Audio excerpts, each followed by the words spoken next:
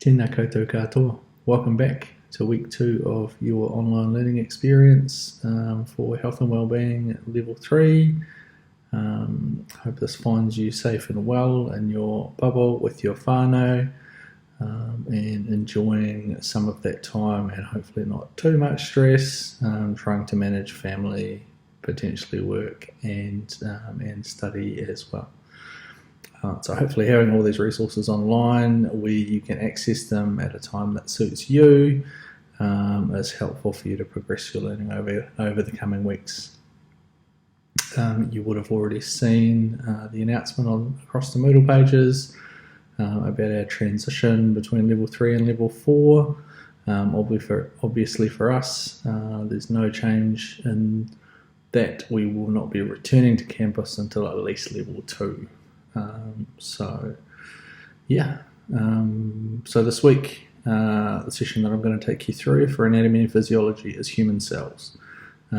So I know the Topo cohort have been taught this, did this with Carolyn, so this will be a bit of a revision for you. For all the other cohorts, this will be new, so I still encourage you to engage in the online portion of these activities, watch the videos, do the quizzes, and enjoy your learning. So let's get stuck into it for this particular session. So our learning outcomes for this session, we want to be able to label a diagram of the main parts of a typical cell. Okay, so all human cells are different depending on their function, but there's certain parts of the cell that are common between cells within the body. We're going to look to be able to identify the structure of the cell membrane, so what that looks like, how that operates, how that functions in terms of what's let in and out of our cells. We're going to be able to explain the role of the nucleus by the time we finish this session. Also talk about the organelles, so organelles, anatomy and physiology jargon for small organs, so the small parts of each cell, they each have a specific job. You're going to be able to explain those, and then explain the difference between active and passive transport across the cell membrane. Okay, so it's an important concept to understand, especially as you go forward moving into your working life as HCAs or working in healthcare. Understanding these things will help you understand some of the things that are going on for your patients once they, as you're caring for them all. Help your understanding and your ability to deal with it in industry. So here we go. Okay, so this is the diagram of the human cell. So a typical human cell, as we mentioned before, cells differ depending on their function. These you can see there's a whole lot of different parts of the cell that are labelled that you'll need to know. We're going to go through each one of these and their job and what they do through this lecture. So by the end you'll be able to understand what each of these parts are, what they do, and be able to label them on this diagram. Your assessment, you won't have to remember the spelling. You have to recognise the words. So you'll get this particular diagram, the words will be all down the bottom and you'll just have to drag them and drop them into the right places. Okay, so you don't have to worry about spelling or pronunciation. So we're going to go through all these things from Golgi apparatus, nucleus, mitochondria, centrioles, all the way through. You're going to understand by the end, what they are and what they do. Okay, so the first thing to understand, and I mentioned it a couple of times already, is that cells are specialised. So cells in the human body look different and have different characteristics. They have different organelles depending on their job. Okay, so the structures reflect their function. Cells, important to understand that they're the basic units of any living matter. Okay, so most cells will have a nucleus and a cell membrane. What's inside that cell and the rest of what's inside that cell is a little bit different. So you can see the couple of examples we've got of two different types of cell in that particular picture. A blood vessel, a red blood cell rather, and a nerve cell. So you can see physically looking at them, they look different because their function's different. So they don't, all cells don't have every single organelle that you saw in that cell diagram. And we'll explore that a little bit later as we go through. The first part of the cell that we're going to look at that you need to know about is the cell membrane.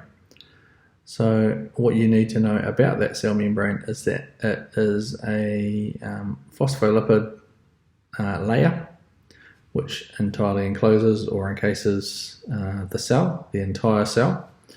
So phospholipid just means it's got two layers with phosphate molecules and lipids. So you can see they're arranged in a way that the lipids are on the inside and the phosphates are on the outside, on the outside of the membrane.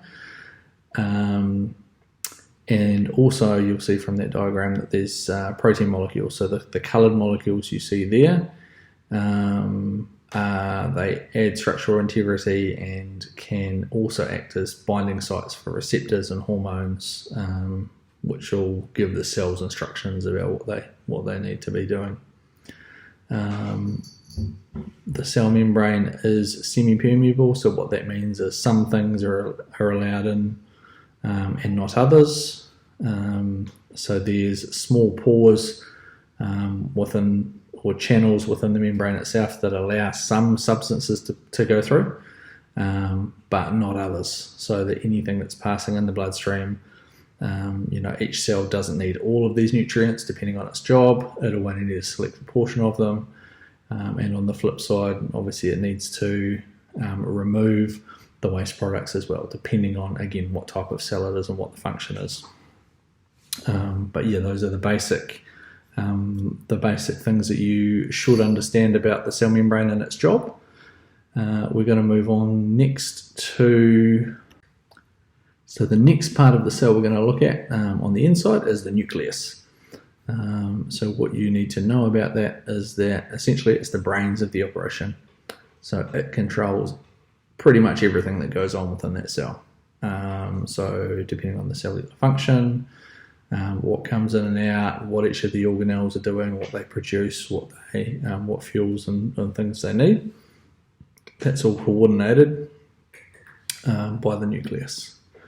It also is surrounded by a membrane that keeps everything in the same way that the cell membrane keeps the organelles inside and everything else outside. The nuclear membrane keeps all of the nuclear matter inside the nucleus and keeps the other organelles outside of there and separate from that. Okay. Cytoplasm, or in fact, so cytoplasm, gel-like substance found inside the cell but outside the nucleus. So everything in that space between the nuclear membrane and the cell membrane is considered cytoplasm. Gel-like substance that includes each of the organelles, and essentially, it's just a medium for things to be in and for substances to move through to get where they need to go within the cell. Okay, structure of cytoplasm. So cytoplasm can be broken down into two separate parts, as I kind of talked about there before. So cytosol, which is the gel-like substance, composed of water mostly, electrolytes, nutrients, so all the important things that are needed for cellular function. The second part of cytoplasm is organelles. Okay, so that's just a term for little organs. And as I said, we're going to look through and have a bit of a corridor about each of those organelles, what their jobs are, and how they're important for different cells. So important to make the distinction.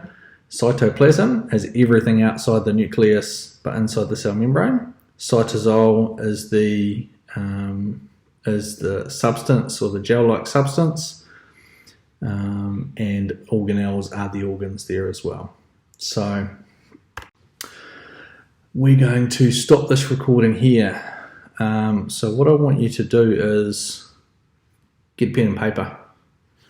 All right, you're going to draw, maybe not something this flash, in colour and whatever else, but I want you to draw our basic human cell. So most of the depictions you'll see it circular, but it doesn't have to be. If you want to make it a square, that's fine, doesn't matter.